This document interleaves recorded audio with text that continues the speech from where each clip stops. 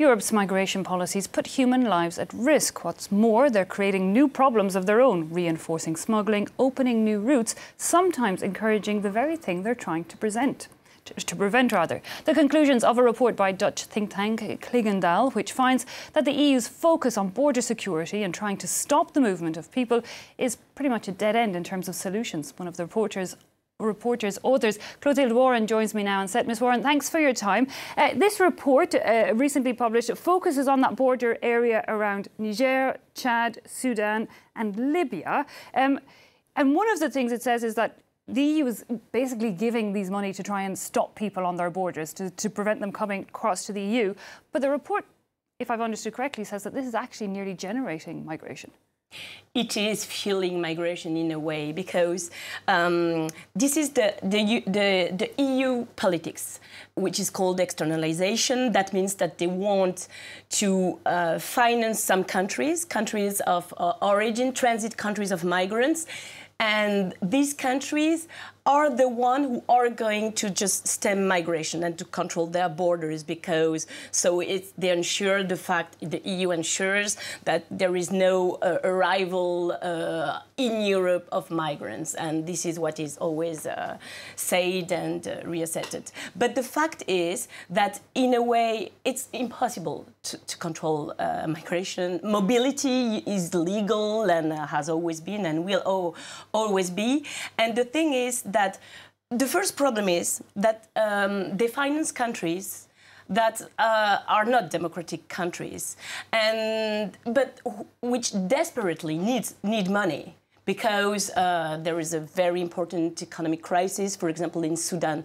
And the fact is, well, one of the key findings of our report, if I take the example of Sudan, is that Khartoum has asked the RSF, that means the Rapid Support Forces, which is a militia, the Janjaweed militia. They are really well known because they are the one who committed exactions in Darfur, and they have become border guards. And so they pretend to control migration.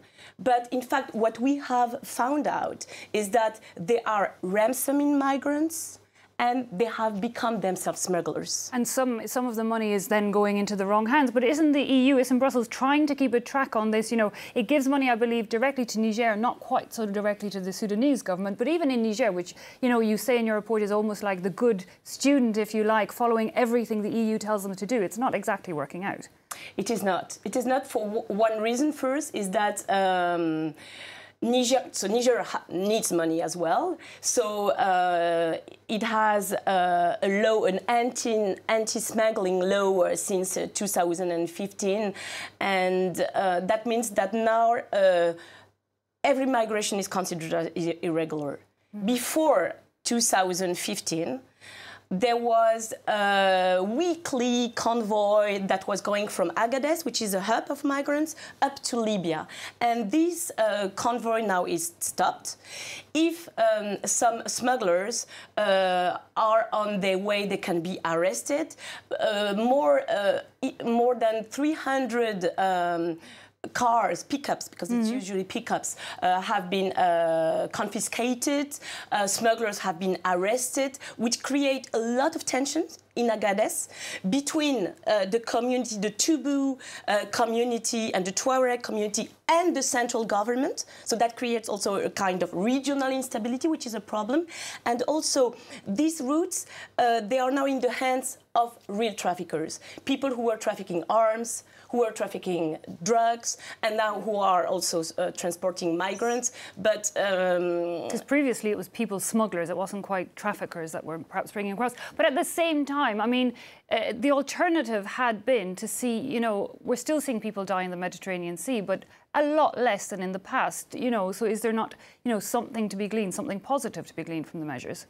Well, the thing is, this is quite false, if I can say that, and not to be in a rude way, because we are, and European, we are all focusing on these figures. But the real thing is that I mean, they are not dying in the Mediterranean Sea. I mean, if I take only one example, yesterday was found in the Mediterranean Sea a canoe with 15 people, and 12 have died starving because they were just like, you know, hanging around in the Mediterranean Sea, and there is no more rescue boat in the Mediterranean Sea. So, I mean, in a way, I can see that we are blind, I think, because people are still dying, but they are dying in the official detention centers in Libya, or in jail in Libya, or in forced labor in Libya, and also in the Sahara.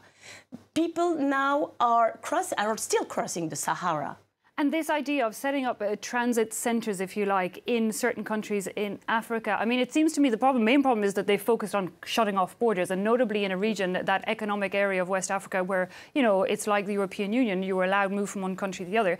That's a big problem. But the idea of setting up transit centres where people get useful information, where people would have access to a safe migration towards Europe, is that not an option? Is that just too difficult to set up? I mean, they are trying to create such transit centers. If I take only one example, there are these kind of centers in N'Djamena, the capital city of Chad, or in Niamey, in Niger. And this is focused on vulnerable migrants. That means the women, the people fleeing, you know, countries with political problems. If I take an example, for example, every Darfuri who is on his way, he is an asylum seeker, and he needs asylum in a European country. But this transit center, they do exist, but it's only about like hundreds of people. You know, in Macron, it's very small. Would that be the solution, to direct the money towards centres like that? I mean, I think the solution, it can be one solution, but I'm not sure there's only one.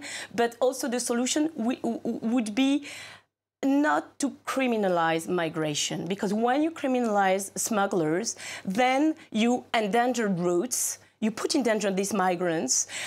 Also, in a way, I really want to say something. In a way, you make Africa poorer than it was. I can take some examples. You know, the migrants that I have interviewed, and I have interviewed numerous, they arrive in Europe with a huge debt. If I take only one example, Salomon, one Eritrean migrant, that I have interviewed, he had on his shoulders, when he arrived in Paris, $13,000 of debt. Because what? Because he was on his way, because he was trafficked, because he had to pay a ransom. And his family in Israel, in the United States, paid this.